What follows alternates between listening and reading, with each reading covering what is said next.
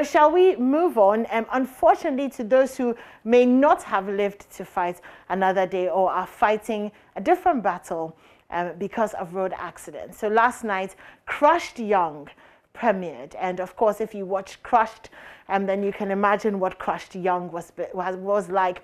Young children losing limbs, arms, getting into accidents that most of the time was no fault of theirs, and having to live a life very different from what they were used to. Seth Kwame Boateng joins us, and he's the producer of Crushed Young, and we'd like to have a conversation with him about the impacts that this documentary has had. Good morning, Seth. Good morning, anyone. Congratulations once again for such amazing work, as always. And the thing that we love about the work that you do, Seth, is that it makes such an impact on lives. And, we know how you shake this nation with these documentaries. And we're really hoping that this one will be one of those that has far-reaching consequences. But so far, what have the reactions been like to the documentary? I am particularly excited about the help that we're getting for some of the characters I featured in the documentary. So let's take Moses and Peter, for example. Yesterday at the event center, the MP for Ejiso, who is also Deputy Finance Minister, promised to get prosthesis for the two. So Moses is going to have prosthesis for 2 prosthesis. No, Peter is going to get 2, Moses is going to get 1, and I'm happy about it. I spoke to the MP for, one of the sticker, that is the MP for Inshires. He was also at the place yesterday. He's given us 1,000 blocks, so I'm going to pick the blocks up and take to the site. We have Mr. Palu, one of the former presidential candidates. He's supplying us all the sand and stones that we need for the construction. So I'm happy about it. But aside that, people are still talking about it. In fact, this morning, I've received a number of calls from people who either watched on TV yesterday or those who came to the Kumasi Mall and joined us to see the documentary.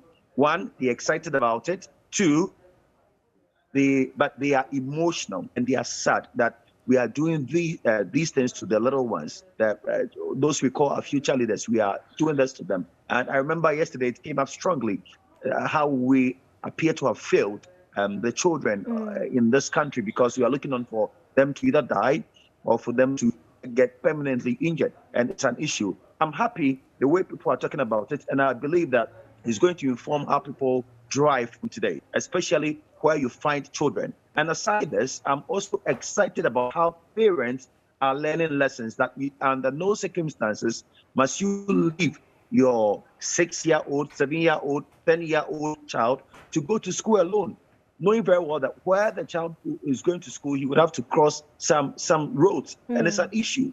And because the data that we got from the Building and Road Research Institute, which suggested 310 children die every year in Ghana, it's confirmed that most of them are school children.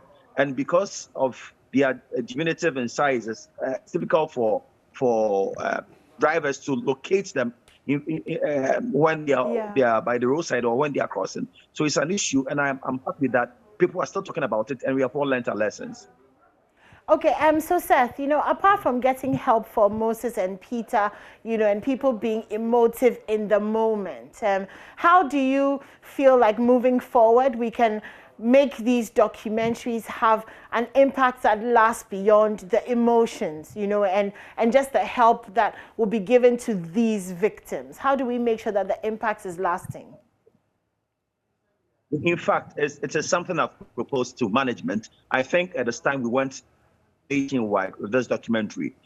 We should start visiting, doing regional tours where we can premiere this documentary. Even the first one and the second one. Yesterday, what did the trick for us? Yesterday was before the event itself, we showed the first Crash documentary. So whilst the people were waiting, they were seeing the first one that we did a few months ago. So I've proposed to management that if we could get sponsorship, and if you're listening to us and you want to help, I think at this time we went around the country with this documentary and showed to all Ghanaians. And aside this, I'm sure, like we got the help we got during the first premiere.